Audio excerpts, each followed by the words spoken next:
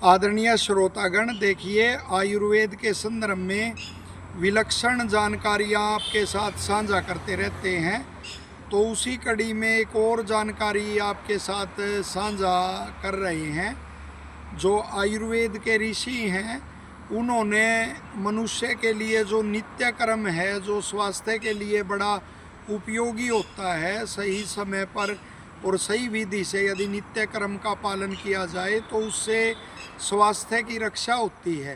तो उस नित्य कर्म पर आयुर्वेद के ऋषियों ने प्रकाश डाला। तो स्नान भी नित्य कर्म का एक आवश्यक अंग है। तो जो स्नान के महत्व हैं उनके विषय में प्रकाश डालते हुए आयुर्वेद के ऋषि स्पष्ट करते हैं कि स्नान से हृदय को बल मिलता है। निश्चित तौर से आप जब स्नान करते हैं तो हृदय में क्रियाशीलता आती है और साथ ही जो स्रोतस हैं तो वो भी क्रियाशील होते हैं। तो हृदय सुचारू रूप से अपना कार्य करता है और मन प्रसन्न रह के हृदय को बल मिलता है। आगे लिखा गया है कि उससे मल दूर होते हैं, जैसे स्वेद है और या मैल है, तो वो उससे स्नान करने से दूर हो जाता है। और फिर उसके मल के दूर होने से जो अंदर के आंतरिक रोग हैं या बाह्य रोग हैं वो नहीं हो पाते और शरीर स्वस्थ रहता है। आगे लिखा गया है कि जो स्नान है वह तंद्रा और पाप को नष्ट करने वाला है। पर्याप्त निद्रा लेने के बाद भी जो आवश्यक है जितने समय के लिए, वो निद्रा लेने के बाद भी यदि तंद्रा होती है तो उसे तामसी माना गया है। तामसी निद्रा का एक रूप माना गया है उसको। तो वो दूर होती है और तामसिक वृत्ति दूर होने से फिर वो पाप की भावना भी नहीं आ पाती। यही भाव है कि वो पाप उससे दूर होता है, पाप नष्ट होता है। और आगे कहा गया है कि स्नान से संतोष मिलता है। यदि स्नान नहीं करते तो वो बेचैनी बनी रहती है और संतोष मिलने से सुख मिलता है, क्योंकि संतोष से ही सुख की प्राप्ति होती है। और आगे कहा गया है कि यह पुंस्तव को बढ़ाने वाला है। तो ये स्नान के गुण लिखे गए हैं। और आगे ऋषि स्पष्ट करते हैं कि रक्त प्रसादनम, कि जो स्नान है वह रक्त की शुद्धि करता है।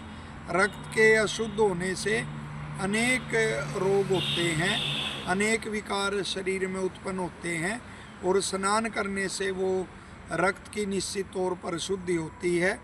पहले देखा होगा आपने कि कुआं पर पर्याप्त जल में स्नान करते थे। फव्वारा आदि में स्नान की विधि है।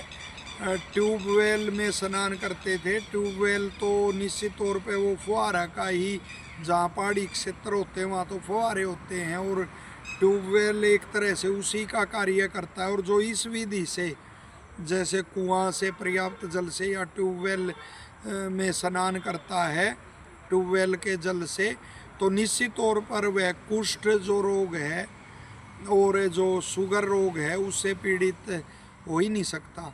तो वो उससे रक्त की शुद्धि होकर ये विकार उसको नहीं होते।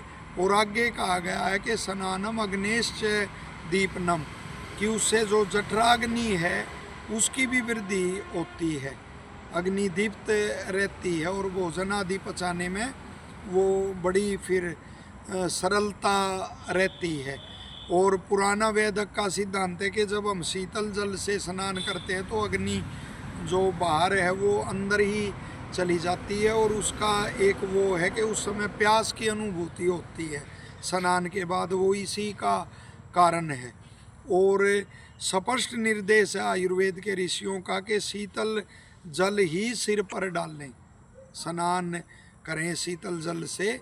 और यदि गर्म पानी सिर पर डाला जाता है तो आँखों की रोशनी भी कम होती है और अन्य भी स्वास्थ्य संबंधी विकार होते हैं। यदि कफ का और वात का अनुबंध है, उनकी वृद्धि हुई है, उनका प्रकोप हुआ है, तो अवस्था विशेष में वो सिर पर वो गर्म जल से, उष्ण जल से वो स्नान किया जाता है, वरन शीतल जल से ही स्नान करना चाहिए।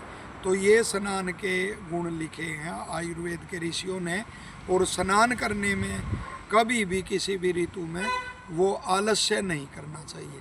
आशा है यह जानकारी आपको लाभदायक लगेगी और लोकहित में आप इसे ज़्यादा से ज़्यादा शेयर करेंगे। सबका धन्यवाद।